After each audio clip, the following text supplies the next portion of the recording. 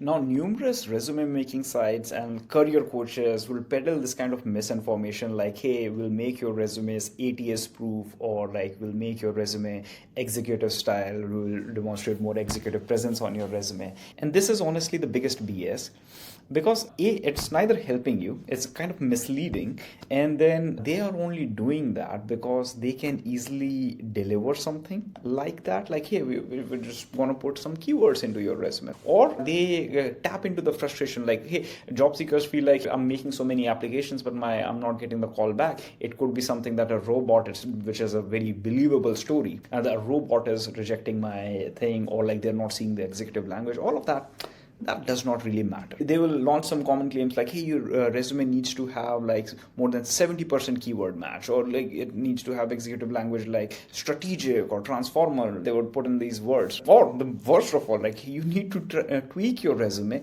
according to every role. By the way, if you're tweaking your resume for every role, you don't have a resume problem, you have a job search problem. You don't know what kind of jobs to apply to. So that said, let's try to cut through the noise and see what's really relevant. I will agree, and I'll be the first one to agree, that resume writing is highly subjective. But if you approach it from a first principles perspective, things will make a lot more clearer sense. So first question should be asking, what's the goal of the resume? Well, it is to get you an interview, not a job. The goal of resume is to get you an interview.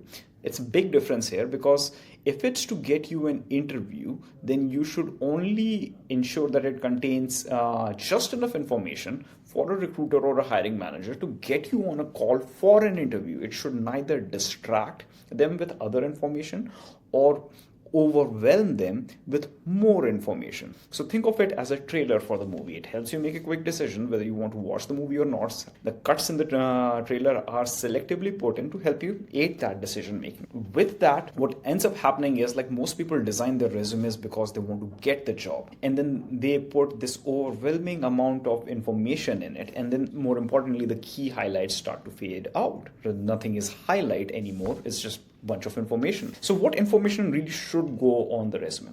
Well, simple. It is anything that helps the reader identify you as a fit as quickly as possible. And the best way to clearly calling that out relevant information is in terms of, number one, include the environment that you're coming from. So it could be some industry. You work in healthcare, you work in retail, technology, financial services. It could be you could be in a consulting environment versus a corporate environment. You could be in a big company environment versus a mid-sized environment. You could be leading 50 people team. You could be leading 10 people team. You could be leading 500 people team. So all of these things constitute environment. Like, what kind of situations have you faced? And then you want to also call out what functions, and be specific here. What functions did you serve? A lot of people say, oh, I'm a technology leader. Like, I handle all things technology. No leader handles all things technology unless they are at the top C-level. Even then, they have a core charter or core area of transformation that they are helping see. Besides that, so don't say I'm a VP of IT. Hey, VP of IT applications, director of IT applications, infrastructure operations, cybersecurity. Don't say I'm a data leader. Are you data analytics, data architecture, software? Are you software development person? Are you a platform engineering person? Are you a product management person? You're not just a technology leader. There's a function that you're serving within that. Be sure to call out. Next up is the nature of experience that you have. This is very, very key, and there are subtle nuances here. So there's only three kinds of experience that you would have had.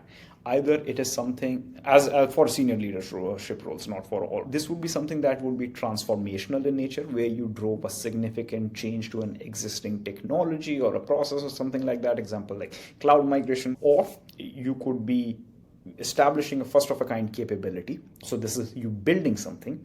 Or lastly, you're scaling or maturing something. So this would be like, hey, I'm overhauling the technology stack to kind of like get to the enterprise grade maturity, whatever. So because different kinds of companies would require different kinds of experience, like it's a large lagging company. So it's to think of a huge insurance company which is going through a lot of transformation in their entire technology landscape. They would look for someone who has had that transformational experience, versus Suppose like it's a innovative company, they're looking for launching a new product line or a service line, and they want technology to support that. They're wanting to establish a first of all capability that would be more suitable for them.